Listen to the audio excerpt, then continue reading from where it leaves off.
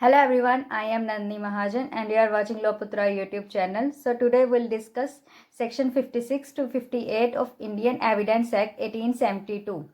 Indian evidence section 56 to 58 of Indian evidence act का जो है ये सेक्शन पार्ट 3 में बताया गया है कि जो नॉर्मली होता है कि अगर कोई कोर्ट में केस डालता है तो फैक्ट्स जो होते हैं, जो इश्यूज होते हैं, उसके रिगार्डिंग रेलेवेंट एविडेंस प्रोवाइड किया जाता है, चाहे वो ओरल हो या डॉक्यूमेंट्री हो। बट सेक्शन 56 to 58 में बताया गया है कि कुछ एक्सेप्शंस है, कुछ ऐसे फैक्ट्स हैं जिनको कोर्ट में प्रूफ करने की ज़रूरत नहीं है। That's facts that need not to be proved in the court. मतलब ये एक तरह की एक्सेप्शंस हो गई कि जनरल एविडेंस है कि जो नॉर्मली हम एविडेंस प्रोवाइड करते हैं, कोई भी फैक्ट्स, कोई भी इशू अगर कोर्ट में प्रूफ करना हो तो उसके रिगार्डिंग एविडेंस देना होता है। बट ये एक्सेप्शंस है कि ये हम इन फैक्ट्स पे एविडेंस प्रोवाइड करने की ज़रूरत नहीं है। तो चलिए स्टार्ट करते हैं। सेक्शन 56 में बताया गया है कि फैक्ट्स दैट आर जुडिशियली नोटिसिएबल, कि जिन पे कोर्ट खुद जुडिशियल नोटिस दे सकती है, उन फैक्ट्स को कोर्ट में प्रूफ करने की जरूरत नहीं है। That means facts that are judicially noticeable need not to be prove in the court. तो जुडिशियली नोटिसिएबल कैसे, मतलब जुडिशियल नोटिसिएबल मतलब दैट आर कॉमन, कि जो वेल नोन फैक्ट्स है, जो पब्लिक को पता है, नॉर्मली कॉमन है कि ये लो है, तो उसके रिगार्डिंग कोई एविडेंस प्रोवाइड करने की जरूरत नहीं है। इस पे एक फेमस केस है, managing committee of Raja Siddheshwar versus state of Bihar, 1996 का ये केस है। इसमें है हेल्प किया गया है कि state court judicial notice provide कर सकती है स्टेट के रिगार्डिंग अगर वो उसको पता लगता है कि स्टेट में एजुकेशन सिस्टम सही नहीं है। मतलब एजुकेशन सिस्टम रिगार्डिंग कोई भी एविडेंस प्रोवाइड करने की जरूरत नहीं है। अगर कोर्ट को लगता है कि स्टेट में एजुकेशन सिस्टम के रिगार्डिंग कुछ प्रॉब्लम आ रही है, सही नहीं चल रहा स्टेट में, तो वो उसके रिगार्डिंग अपने एंड से जुडिशियल नोटिस प्रोवाइड कर सकती है। सेक्शन 57 में 13 फैक्ट्स बताए गए हैं जिन पे कोर्ट खुद जुडिशियल नोटिस लेगी। इन फैक्ट्स पे कोई एविडेंस प्रोवाइड करने की जरूरत नहीं है कोर्ट में। इन फैक्ट्स को कोर्ट में प्रूफ करने की जरूरत नहीं है, कोर्ट खुद इन पे जुडिशियल नोटिस लेगी।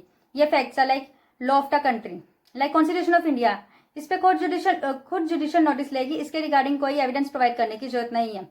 या फिर कोई एक्ट या लेजिस्लेशन कॉन्स्टिट्यूएंट असेंबली या फिर पार्लियामेंट ऑफ यूके ने पास किया है, इसके रिगार्डिंग भी अगेंस्ट कोर्ट खुद जुडिशियल नोटिस लेगी और इसके रिगार्डिंग हमें कोई एविडेंस प्रोवाइड करने की जरूरत नहीं है। या फिर आर्टिकल्स ऑफ वॉर, लाइक कोई रूल है इंडियन आर्मी या फिर नेवी फोर्स के रिगार्डिंग, तो इस पे भी कोर्ट खुद जुडिशियल नोटिस लेगी। नेक्स्ट है कि अगर कोई कमेंसमेंट, कंटिन्यूशन या डिसकंटिन्यूशन ऑफ कोई हॉस्टिलिटी, लाइक अगर कोई कुछ कमेंट्स मतलब कि कुछ नोटिफाई किया, लाइक फॉर एग्जाम्पल ले लो कि अगर एमरजेंसी को लगा दी है तो फॉर इन स्टेट में लगाई है, कंट्री में लगाई है, तो इसके रिगार्डिंग भी अगर कोर्ट ने कुछ ऐसा हॉस्टिलिटी के रिगार्डिंग कोई नोटिफिकेशन दी है तो इस पे भी कोर्ट खुद जुडिशियल नोटिस लेगी, इसके रिगार्डिंग भी हमें कोई एविडेंस प्रोवाइड करने की जरूरत नहीं।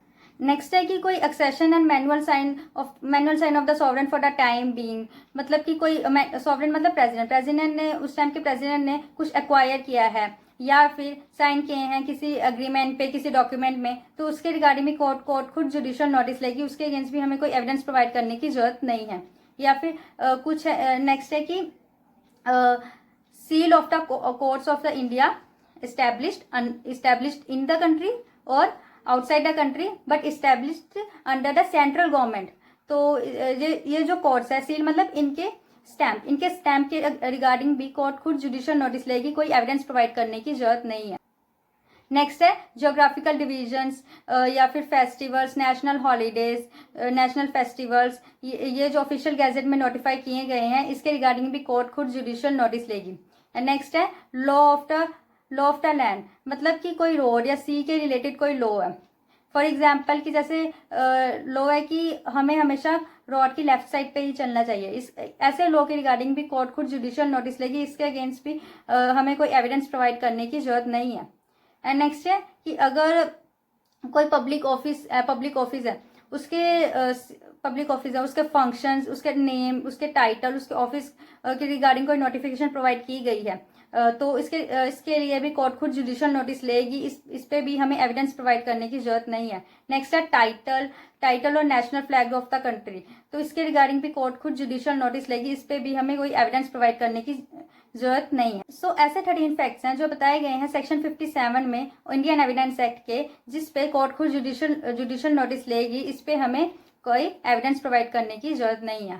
हाँ, पब्लिक हिस्ट्री, लिटरेचर, अगर आर्ट से रिलेटेड कोई फैक्ट है, कोई इशू है, तो कोर्ट इसके लिए कोई डॉक्यूमेंट इसके रिगार्डिंग या बुक पब्लिश हुई है, कोई आर्टिकल पब्लिश है, उसको रेफर कर सकती है। एक केस है अजय सिंह वर्सेस टिक्का ब्रिजेंद्र सिंह, 2007 का ये केस है। इसमें क्या कहा गया कि एक आर्मी ऑफिसर जिसके मैरिज के रिगार्डिंग इंफॉर्मेशन एंटर की गई है उसके आर्मी रिकॉर्ड में, देन कोर्ट उस पर स्पेशल दोबारा एविडेंस नहीं मांगेगी कि इसके रिगार्डिंग प्रूफ करो कि वो पर्सन मैरिड है या कि नहीं, क्योंकि उसका रिगार्डिंग जो इन्फॉर्मेशन है वो सारी एंटर की गई है इसके आर्मी रिकॉर्ड में।